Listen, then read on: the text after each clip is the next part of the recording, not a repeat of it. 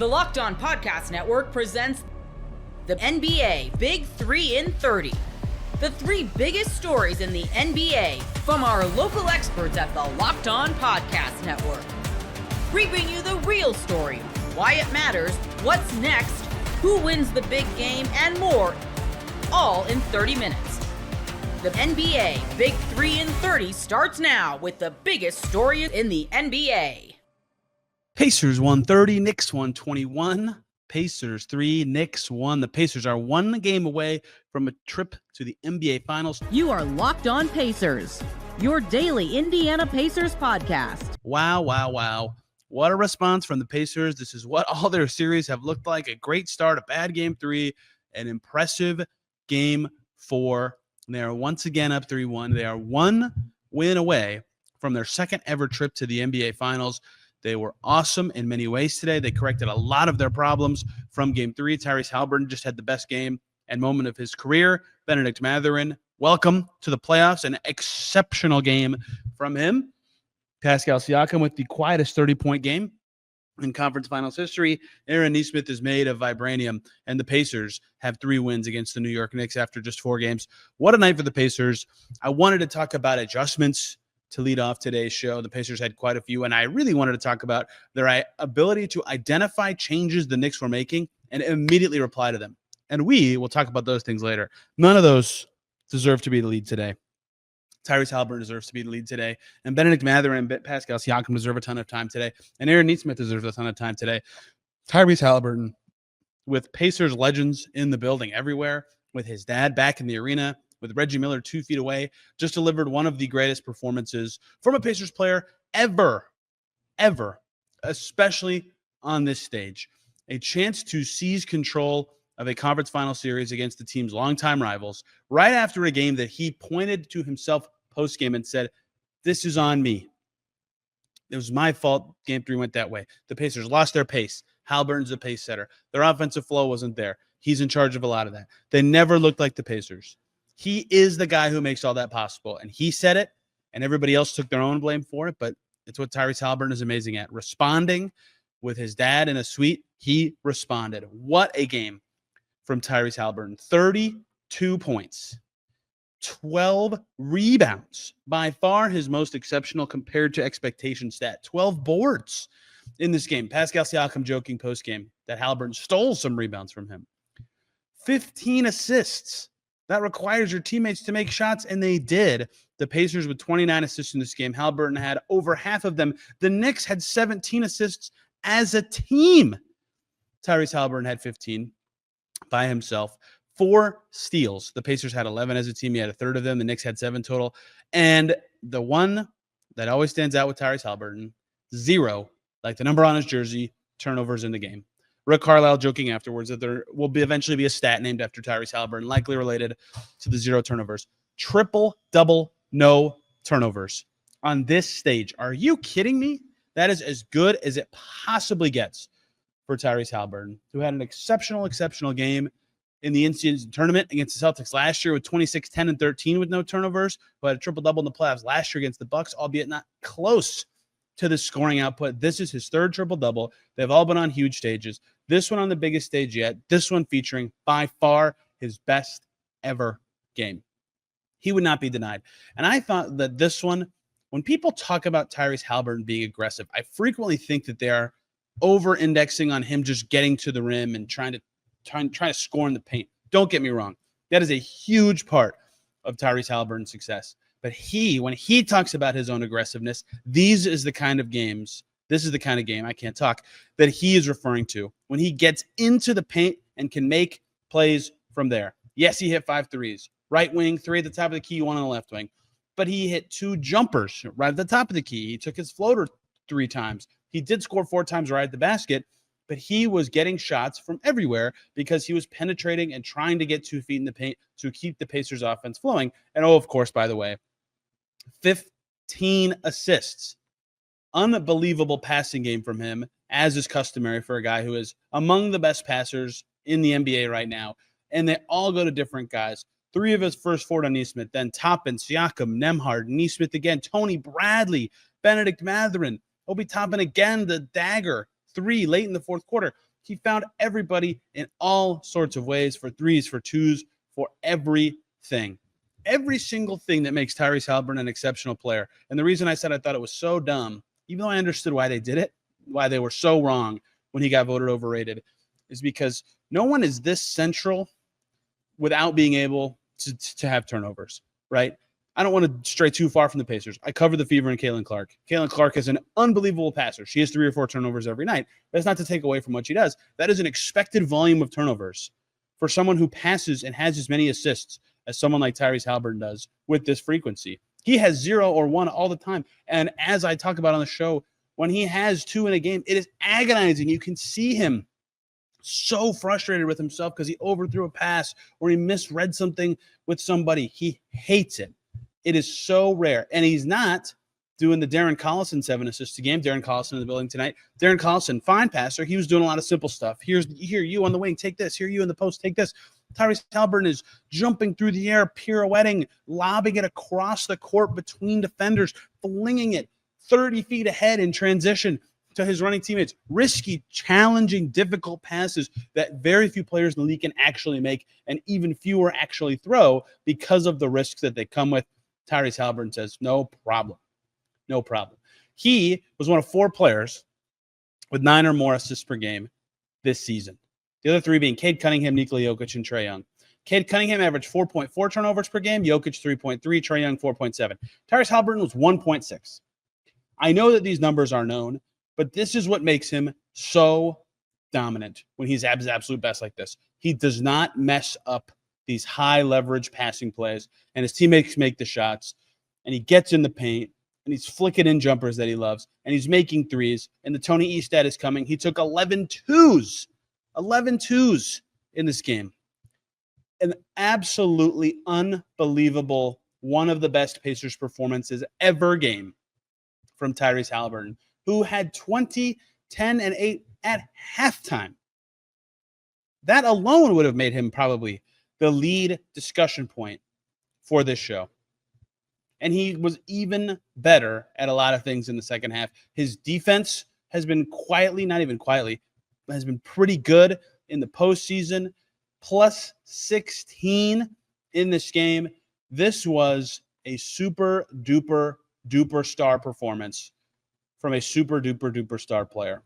In the playoffs right now, there are 2 players averaging 9 assists per game. It's Tyrese Haliburton, who leads the league entering this game with 9.4. That average is going to climb. And James Harden. Haliburton, many fewer assists. In fact, he's the only guy in the top 5 of assists per game in the playoffs with less than 2.9 turnovers per game. He's going to be below 2 after this game. He is the Pacers offense. They often go as he go. That's not fair to everyone else. They have a lot of exceptional players on the team, but as is well known, their identity, they play the way they do because of him. He has the ball all the time. Everybody plays random and fast and gets open and cuts because of him. And they know they're going to get the ball, and they know they're going to be involved, and they know they're going to have chances to score, and they know he's going to have chances to score. And Tyrese Haliburton, one game after, settling too much, not attacking the rim as much as he likes, not attacking mismatches in the right ways, getting out of them with screens, getting off the ball, getting into the paint and overpassing quite often, and not taking the shots that they like, not taking the floaters he wants. So many things that the Pacers are all about weren't happening. Kyle Taylor and I broke those down yesterday. In this game, they all happened, and Tyrese Haliburton led it to happen with brilliance in every aspect of his game, in a game that will go into the pantheon of Pacers performances and gets them 1 win away from the NBA Finals. Unbelievable. Leading scorer in the game, leading assists man in the game, tied for the leading rebounder in the game, the leading steals man in the game, and obviously the fewest turnovers of anyone who played. All belongs to one player in a conference finals game, and that is Tyrese Haliburton, and the Pacers lead 3-1. Just unbelievably good. The NBA playoffs roll on, and FanDuel is giving new customers an incredible way to get in on the action. Right now, when you join FanDuel and you place your first $5 bet, you'll get $250 in bonus bets if your first bet wins. FanDuel makes betting easy, whether it's picking your favorites or diving into player props from 3-pointers to steals to assists. There's so many ways to bet your favorite player props. Plus, after the game tips off, you can even combine live prop bets into a same-game parlay for a chance to win big. Don't miss out. Head to FanDuel.com and claim your $250 in bonus bets today. The Knicks lose 130 to 121 to the Pacers in Game 4, and the season is officially on the brink. You are Locked On Knicks, your daily New York Knicks podcast. 13 is the number. Unlucky 13, because that is the number of teams in NBA history that have come back from a 3-1 deficit to win a series. There have been it's a little more front heavy in recent history, relative recent history. I don't think it's happened since 2020, or was that just the time that there was 2 of them? But that one, everyone's always said you kind of throw away. There was technically no home court advantage. That was during the bubble, everything else.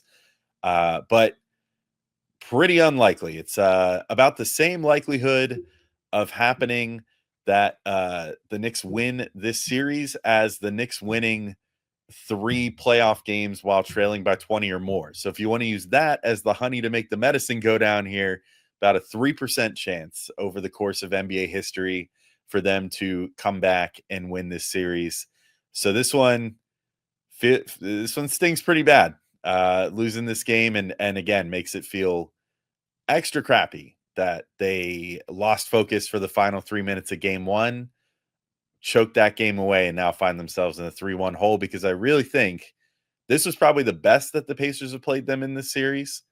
And I think that it's been competitive otherwise. And now, unfortunately, though, they find themselves on the brink. And as much as I hate to give empathy to Boston ever, this is probably about what Boston Celtics fans felt like last round after the Knicks pulled off the 2 improbable comebacks to eventually take a 3-1 lead despite the razor-thin margins. But that, unfortunately, is playoff basketball. Yeah, it is. And you know what doesn't help when you have razor-thin margins? Playing Josh Hart, 36 minutes. They didn't start him, but they essentially started him, Alex. Tom Thibodeau, I don't know if he needs to see a sports psychologist. I don't know if he needs to see our friends over at BetterHelp. Maybe I'm agenda pushing here. The numbers scream that the Knicks are very, very good when Deuce McBride is on the floor. For people who missed our episode yesterday, coming into this one, a plus 25.3 net rating in this series. But to me, and we talked about this pre-show, it didn't have to be Deuce McBride tonight. I don't think he played particularly well by his standards. 3 points in 15 minutes. Could have been DeLon Wright. Could have been Landry Shamet, maybe even preferably over both those guys.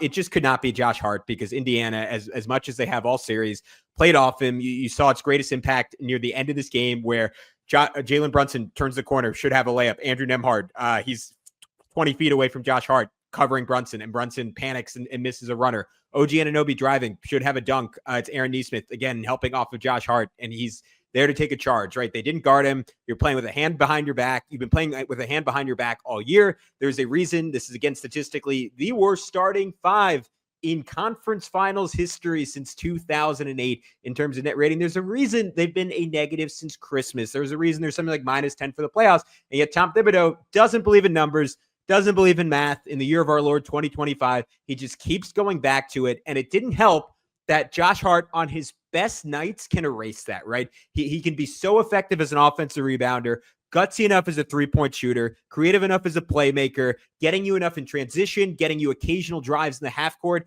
playing good defense that he makes up for all that. Tonight was not that night from Josh Hart. He was terrible on both sides of the ball. It's been a theme all season long, Alex. He gets beat on 3 different back cuts on this one.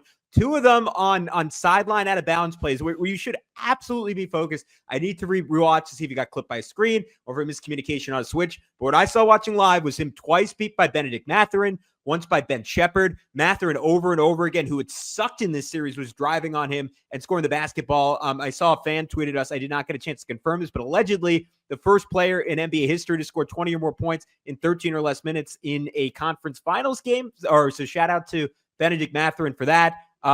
He was a sieve on the defensive end of the floor. Him and OG Anunoby down the stretch this game botch another switch that leads to a Siakam layup.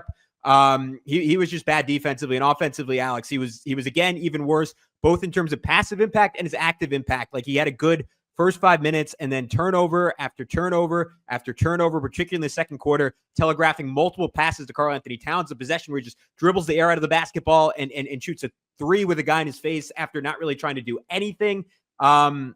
He stepped out of bounds on a catch with 3:20 left in the third after the Knicks had cut it to 5.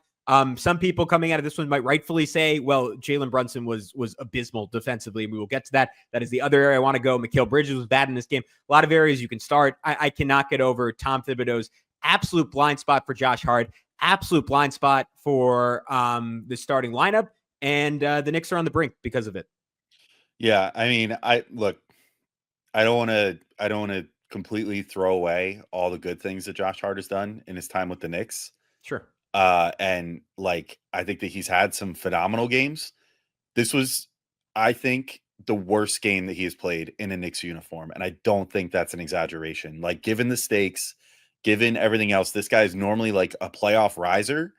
This was terrible. This was, I've never like yelled at my TV more or sent more angry messages in group chats or anything about one single player than I did Josh Hart in this game. And the fact that, again, it comes back to Tibbs, like the fact that I can see that and see this guy is giving the ball away like it's his job. He's committing just the stupidest fouls and just completely bailing Indy out time and time again, like getting to the point of like, oh, you've just about forced the miss here, and then just like grabbing someone or pushing them or getting too handsy or whatever, especially once like, look, I thought the refereeing sucked in this game again too, and that's been a consistent theme this series too, but he has to learn like that he's under a microscope. Like for whatever reason, Josh Hart was under a microscope. Like he was getting all the ticky-tack stuff called on him on the rebounds while you've got like Siakam dragging OG down by his jersey and not getting called for fouls, whatever. But you got to adjust. Like you have to like play smarter than that. If a guy has you beat for a layup, or if a guy, like the one of the Mathurin was like falling out of bounds as he's going up for the layup and Hart still fouls him. And it's like, dude, he's got like a 10% chance of making this shot. Like, and he missed it. Go figure. But like, he didn't miss it because of the foul. He missed it because he was already falling over out of bounds as he was driving in on it. And then Hart bailed him out anyway. And it's just like, dude, he played like an idiot. It was terrible. I could not stand watching him on the basketball court in this game. And I hate to put it on any one single player. Like it wasn't all his fault, obviously. Like they did manage to almost come back towards the end of this game, but it was in spite of him. Like I found myself like praying for his 6th foul, and it came unfortunately like 4 minutes too late. But like if he could have gotten his 6th foul with like 5 minutes and change to go, and you throw Landry Shamet out there, who like, look, I would have loved to see Deuce out there too, but it seems like Tibbs just is completely against that idea for whatever reason. So seeing anyone out there, Shamet, I thought played great again. I thought that he like did a really good job of showing that he deserved minutes and that he deserved to be on the floor. He made a 3 at one point. He was at least getting respect as a shooter and like being respected all the way out to the 3-point line, because you have to, because he's a career 40% 3-point shooter. And Tibbs just didn't think about that at all. As per usual. I mean, it's just he's willing to go down with the ship with Josh Hart, and unfortunately, I think after this game, they did go down with the ship together, no matter what anyone else on the team had to say about it. Yeah, and look, you could come back next year. You could have a better coach. You could have a better rotation. Cleveland tried that, and they lost in the second round, right? It takes so much luck to get to this point. The Knicks have had the injury luck. All these guys are smack dab in the middle of their primes. Again, there might be years where they're better. This was a rare opportunity against a 4 seed in Indiana, who we keep saying it like is maximized, is fantastic. I don't know if we'll touch on Tyrese Halliburton before the end of this episode. The guy is incredible. He's very annoying. I understand why Knicks fans hate him.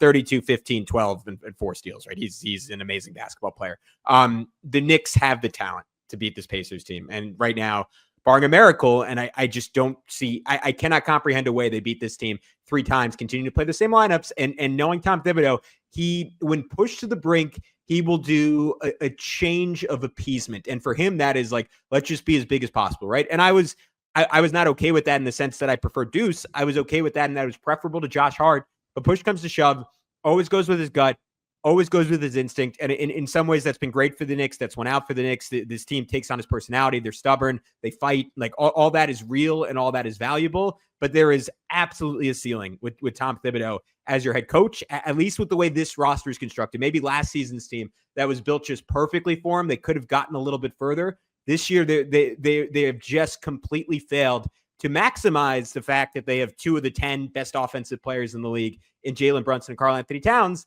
And because of it, I cannot see a way that they beat a Pacers team that is maybe not quite as talented, but is still spectacularly talented and is completely maximized by Rick Carlisle. I think they've been I know we can say, obviously, the Knicks should have won game 1. Obviously, it should be 2-2 right now. I think the Pacers have been the better team through 4 games. And to your point, I think this was clearly the most defining win by either team in the series on that front, and maybe tips the scales in that direction. Ever check your bank account and wonder, where did all my money go? Between the dining out, the online shopping, and entertainment, it's easy to lose track. That's where Monarch Money comes in, your personal CFO, giving you full visibility and control over your finances. Monarch Money isn't just a budgeting app, it's a complete financial command center. Track all your accounts, investments, and spending in one place, so stop just managing your money and start building wealth. Instead of juggling multiple apps, you can use Monarch to check your finances, track spending, and even plan long-term goals. Managing money with your partner is smoother than ever. You can track shared and personal accounts, set goals, and stay on the same page without the stress. Take control of your finances with Monarch Money. Use code LOCKEDONNFL at monarchmoney.com for 50% off your first year. That's monarchmoney.com, code LOCKEDONNFL for half off your first year. Finalists in the coaching search reportedly. You are Locked On Suns, your daily Phoenix Suns podcast. We knew the finalist list was coming. For a reminder, this is supposed to be the group that interviews in person. Now, whether that's in Phoenix or somewhere else, we'll see. But we had known this was coming, but now Dwayne Rankin and John Gambadoro have slightly different lists, Ben, of who they're reporting is going to be part of this group. So Dwayne Rankin over at the Arizona Republic reported that the final 3 would be Chris Quinn, Jordan Ott, and Sean Sweeney, with Micah Nori, quote, being considered as well. I don't know what that means. Then Gambo, John Gambadoro of Arizona Sports, put out an article and a tweet where he put his reporting about who the finalists would be. And very different. Jordan Ott was in both. That's the only overlap. Oh, Quinn, sorry. Ott and Quinn. But then he brought Johnny Bryant back from the dead.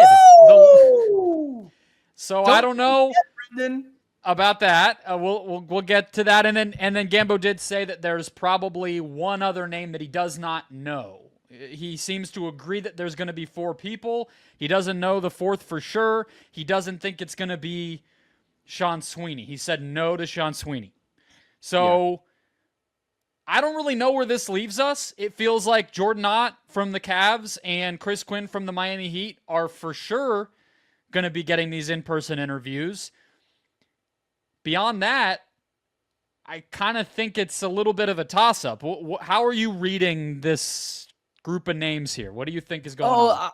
Listen, I change my opinion when new information comes out, and I kind of swung to the Chris Quinn pendulum of things. But now that we got Johnny Bryant into the fold, and I trust Gambo, like I know no shade towards Dwayne Rankin at all. Does a fine job, has reported on stuff many times, but Gambo has just been consistently right about these things often. And he had said today on his show as well that like he hadn't heard a ton about Johnny Bryant until he had found out that per a bunch of league sources, he was going to be in there. So I was ecstatic. You're telling me I have a 50% chance. Now, listen, I really like Micah Nori too. I was starting to grow a bit of an affinity for Sean Sweeney the more research I did for him. Still not into the tier of the 2 other guys, Chris Quinn and Johnny Bryant, who I like. Johnny Bryant a little bit more than Chris Quinn. But I mean, what a great list. You're talking about a 50-50 shot of me getting Chris Quinn or Johnny Bryant. I feel great.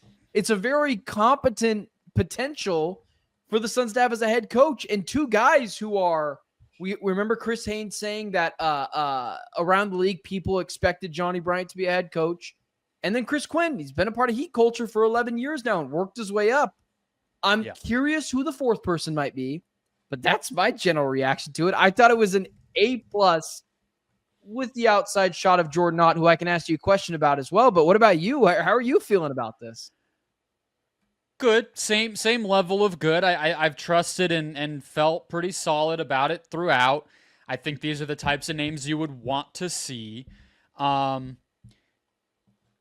It's funny because like Bryant kind of became your guy, but like when I was doing the Just Basketball show and talking about the NBA overall for a while, for 2 seasons basically, I was a huge Johnny Bryant. I was the one saying every time there was an opening, why is this guy not getting a look? He has been on number 1 seeded teams multiple times over in different situations. He was under Quinn Snyder. Then he was the offensive balance for Tom Thibodeau's defensive first mentality in New York for 4 years.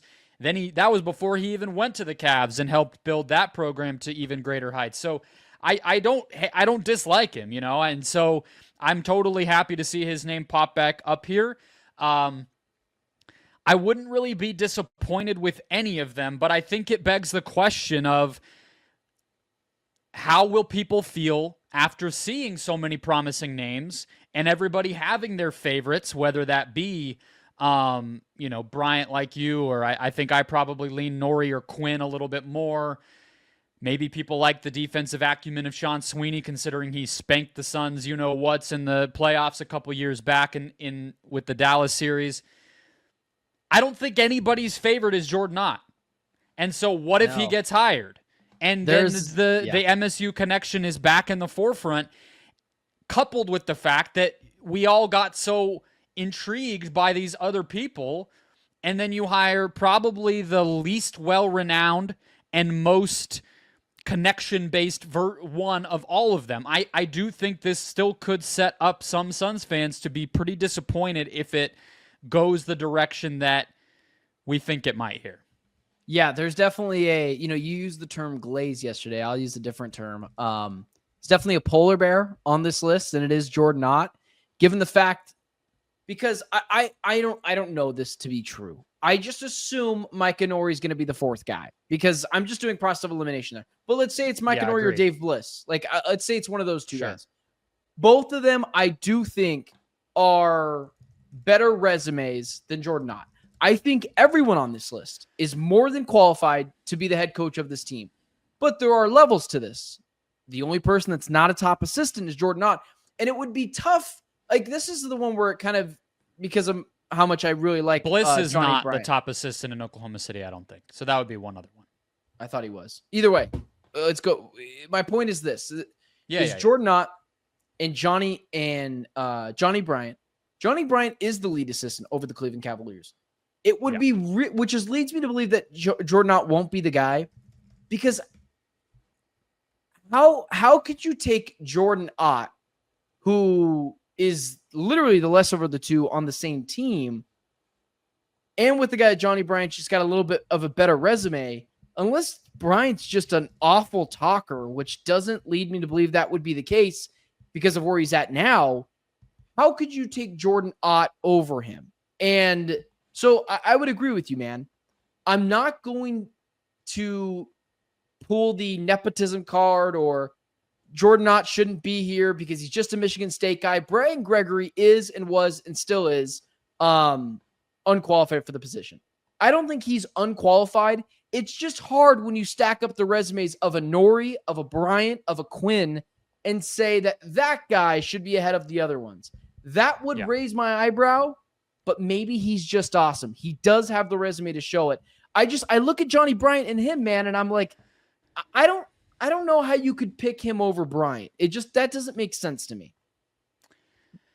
Another funny thing about this, I agree with everything you said. The re-inclusion, the popping back up of Johnny Bryant, who is already outranking this guy on his own staff, it would be another bad optics look for them to go lower on that totem pole and hire Ott to be this team's head coach, unless they can really just make an awesome case. But I don't think people will buy it because of that MSU connection. But this isn't really relevant to the Suns. It's just kind of funny.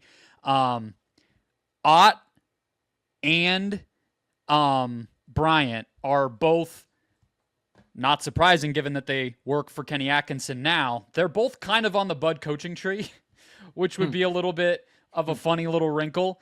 And speaking of Bud, I thought this was an interesting nugget that I just wanted to throw at you to get your reaction to that I sent you before we hit record here. So Dwayne Rankin also reported, I think actually last week, something we didn't really touch on because it's not huge, but Bud's assistant coaches are still on staff here, partially to be guys to work out the players in the draft workouts that they're doing, which, okay. And they might be kept on the next guy's staff. I don't know how you feel about that if you have a strong opinion. And then the David Fizdale kind of lingering thing that's been out there too. Apparently he only got kept on last year in part because Bud struck out on some guys that he wanted here. So that wasn't so much of necessarily the Suns like being over the moon and forcing Fizdale onto Bud's staff. It was almost like a last resort, and Fizdale was doing them the favor. So that was some cleanup on the rest of the coaching web that we hadn't gotten to that I think could end up mattering. What do you think of it? It makes you feel better about the Suns, not just forcing Dave Fizdale on the roster and, like you had mentioned, him kind of doing him a favor. Here's my ultimate opinion on it. The Suns can want someone on the coaching staff, and they can put anyone up for and like suggest. I suggest people all the time. You suggested me for something not too long ago. It doesn't mean they need to get the job, because ultimately the only person's voice that I want mattering is Ott, Bryant, Quinn, Norrie, Bliss. That's the only people's opinions that I want to hear about. It's not a great opinion, but it's just I don't want I want the front office doing front office things. I want the ownership doing ownership things. I want the head coach doing head coaching things. But yeah, man, I just really quickly on that last wrinkle, I mentioned this a couple of days ago, and at the very end, I was just like, hey, Gambo did mention towards like almost the end of the year that the Suns would want a black head coach. Definitely someone who would probably be able to connect better than an old white guy in Mike Budenholzer. And because the Suns are trying to go what it looks like swinging the pendulum the other direction, they want to go first-year head coach. They're not a championship pedigree head coach. They want to go younger. Frank Vogel and Budenholzer aren't necessarily older guys. Listen, what's the opposite of white? Black. So they might want to go Johnny Bryant. And not like I'm not trying to make it something that it's not. My point is, I think that does play a bit of a factor when you talk about relationships. And listen, man, I'm well, I think it's why I think it's part of why we also thought Chris Quinn made so much sense, right? I mean, former player as well. So I think, versus Ott or, Norrie or Sweeney, who they went up the old fashioned way, right? They kind of were in the film room. They're doing workouts. They're learning from a mentor in the coaching world. They're not learning from having played the game in the same way that Bryant, I know he didn't play in the NBA, but he played in the Pac-12 at University of Utah, and then I think he played overseas as well. So, that helps. And he's younger. He's on the younger end even than some of these other guys. He's only 39. So, yeah, I think all these would be good, and I will even just say Ott to me it's not terrible, but we'll have to see.